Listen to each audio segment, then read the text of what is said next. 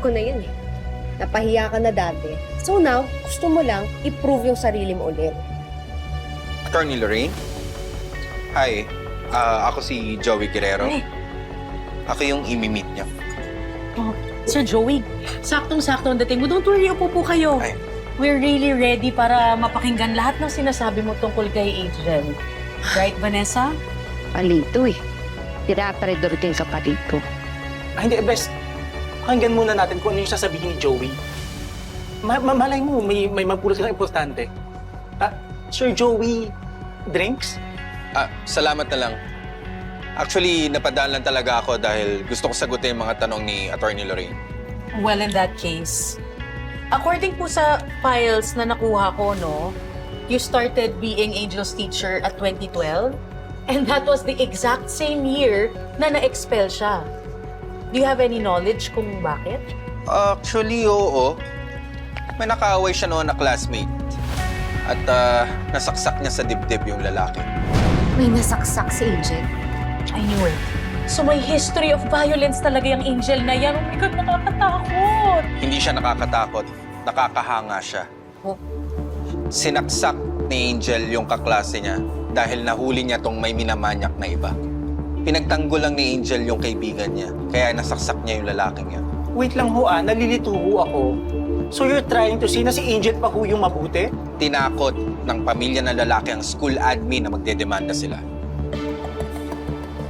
Para wala na lang gulo, tinanggal ng school si Angel. Kawawang bata. Sino pa yung tumulong?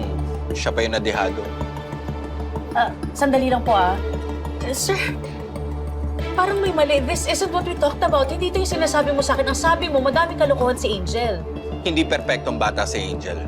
Oo, nakagawa siya ng mga hindi maganda noon na normal lang sa isang dalagang estudyanteng gaya niya.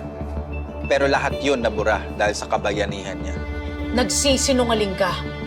Lorraine, tama na. Hindi, nagsisinungaling siya. Tama na! Sir Joey, salamat po sa oras niyo. In that case, thank you and excuse me. Thank you for your time. Tuloy na ako. Salamat po.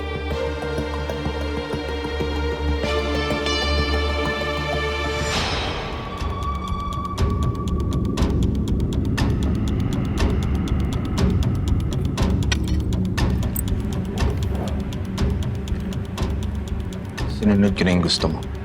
Pinalabas kong anghel ka sa mga kwento ko kay attorney.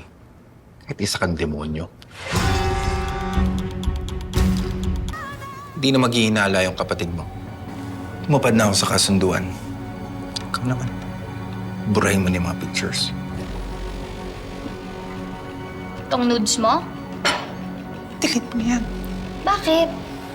Di ba dati proud na proud ka dito? Pinadala mo nga sa akin to kahit alam mong minor de edad ako eh. Ang akala ko kasi type mo ko. Ikaw? Magugustuhan ko? Yak! Di kita type, pedophile. Nagawa ko na yung gusto mo. Burahin mo na yan. Ayoko nga. Buti nga sinave ko to eh. Mapang-blackmail ko pa sa'yo. Ang sama mo.